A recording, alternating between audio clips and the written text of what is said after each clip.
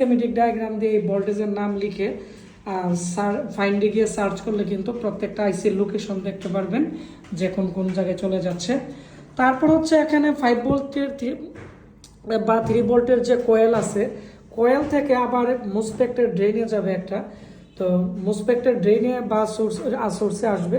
তো ড্রেনেই ম্যাক্সিমাম আসার পরে যখন মাদারবোর্ড পাওয়ার বাটন প্রেস করবে তখন SIO এখানে দেখতে পাচ্ছেন সুইচ ক্যাশ অথবা SLB3 SLB4 সিগন্যালের মাধ্যমে এই মুসপেক্টরে চালু করবে ট্রানজিস্টর হয়ে বা রেজিস্টর হয়ে। তো এইটা চালু হইলে তখন তার ড্রেনে যে 3.3 ভোল্টেজ ছিল তখন কিন্তু তার সোর্সে 3.3 ভোল্টেজ আসবে। এটি হচ্ছে প্রাইমারি ভোল্টেজ, কোয়েলের ভোল্টেজটাকে আমরা বলি। আর এর পরের থেকে যে ভোল্টেজটা তৈরি হবে কোয়েলের পর থেকে এটি অনেক ডায়াগ্রামে লেখা থাকে আপডেটগুলোতে DC টু DC IC, অথবা এটাকে আমরা বলি সেকেন্ডারি ভোল্টেজ। তখন এখানে 3.3 ভোল্টেজ আসবে। ডেস্কটপের ডায়াগ্রামের মধ্যে বা ডেস্কটপের মধ্যে লেখা থাকবে ডুয়েল 3.3 ভোল্টেজ, অর্থাৎ এই 3.3 ভোল্টেজ ল্যান আইসি, সাউন্ড আইসি থেকে শুরু করে LVDS পোর্ট থেকে শুরু করে যে জায়গায় 3.3 ভোল্টেজ দরকার এই জায়গায় কিন্তু এই 3.3 চলে যাবে। আর এদিকে কিন্তু সেম একইভাবে এখানে 5 ভোল্টের কোয়েল থেকে মোটটা মুসপেক্টের ড্রেনে আসবে। IO চিপ একইভাবে তাকে এনেবল দিবে পাওয়ার বাটন প্রেস করার পরে। তখন এই 5 ভোল্টেজ যে আইসিতে রিকোয়ারমেন্ট দরকার এই আইসিতে চলে যাবে।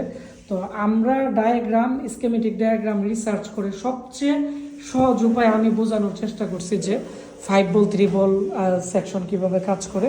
তারপরে আমাদের এখানে যারা ট্রেনিং করে তাদেরকে আমরা স্কিমেটিক ডায়াগ্রাম দিয়ে একবারে এখানে যদি কোনো পুল ডাউন রেজিস্টর থাকে বা কোনো ভোল্টেজ ডিভাইডার থাকে এগুলো কিন্তু আমরা A to Z আমরা বুঝিয়ে থাকি। আর আমাদের এই বেজে আছে 11 জন স্টুডেন্ট, সবাই এখন ক্লাসের পরে ফ্রেশ হচ্ছে।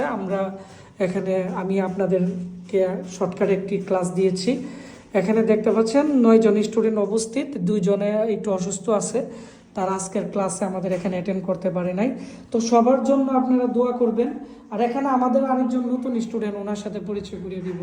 আসসালামু আলাইকুম, কেমন আছেন, কোথায় থেকে আসছেন? জি আলহামদুলিল্লাহ ভালো আছি, আমি নরসিংদী থেকে আসছি। নরসিংদী থেকে আমাদের এখানে ল্যাপটপের ট্রেনিং এর জন্য আসছেন। জি। তো আপনি আমাদের এখানে এসে কেমন শিখতে পারতেছেন বা কেমন লাগতেছে আপনার? আমি আগে কিছু হার্ডওয়্যারের রিলেটেড অনেক কিছু জানতাম না, এখন অনেক কিছুই জানতে পারছি আর শিখতেছি। তো সবার জন্য দোয়া করবেন, তারা যাতে অনেকটা এগিয়ে যেতে পারে। তবে আমি চেষ্টা করব আমাদের এখানে যে ক্লাসগুলো হয় এগুলোর আমি আপনাদেরকে শর্টকাটে ব্লগ দেওয়ার জন্য। তো সবাই ভালো থাকবেন, দেখা হচ্ছে আমার নতুন কোনো একটি ছোট ব্লগ ভিডিওতে।